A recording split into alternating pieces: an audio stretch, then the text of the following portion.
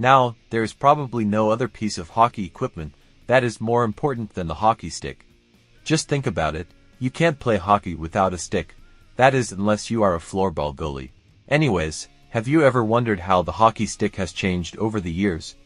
Of course you have, you clicked on the video. Let's get right into it. The first hockey sticks were made out of wood and hand-carved into the iconic long shaft and blade. These sticks were made in the 1800s, but hockey sticks were made before this.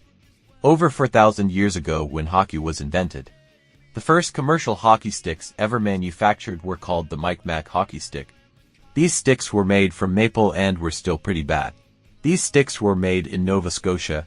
In the 1900s, the sticks improved in quality and quantity. Sticks were now made with bigger shafts for goalies.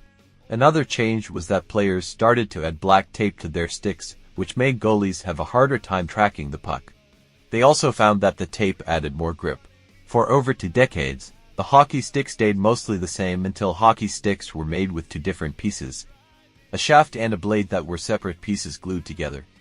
Some creative players experimented with the blade of the stick. In the 1950s, New York Rangers star center Andy Bathgate began breaking the blades of his sticks to make a curve. He found that curving his stick made his signature slap shot increase in speed and accuracy. But Bathgate never used this technique regularly. Hockey stick manufacturers also began to wrap sticks in fiberglass to increase strength. Then, in 1962, Chicago Blackhawks legend Stan Mikita broke the blade of his stick in the boards at practice. Mikita decided to continue using the stick and found that his shot became much faster and more powerful. Mikita and his teammate Bobby Hull began heating their sticks and bending them under a door.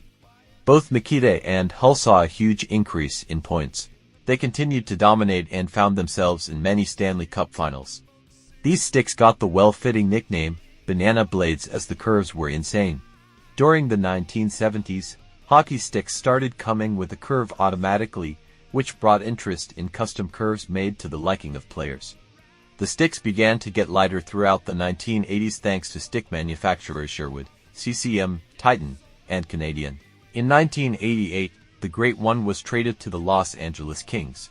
With his trade to silver and black, brought him a new stick.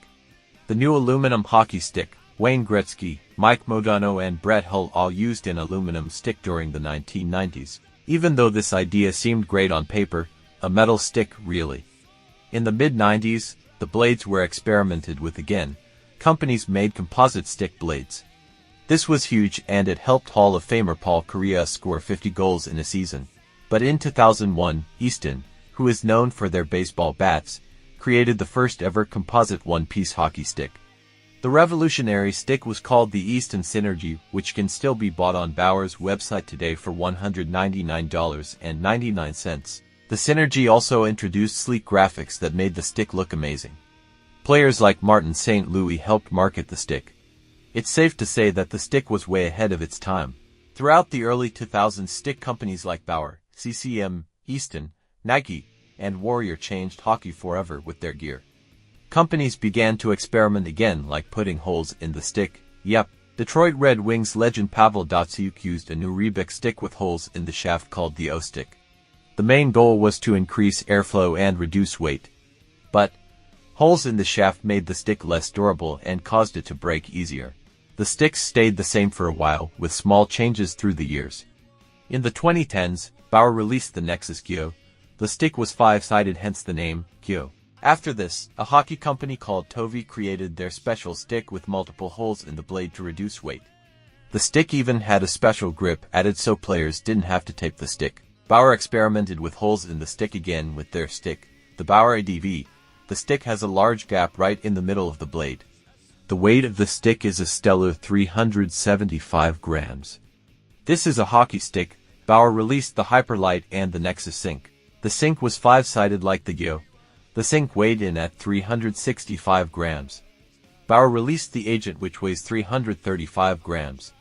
It is the lightest Bauer stick ever and also looks amazing.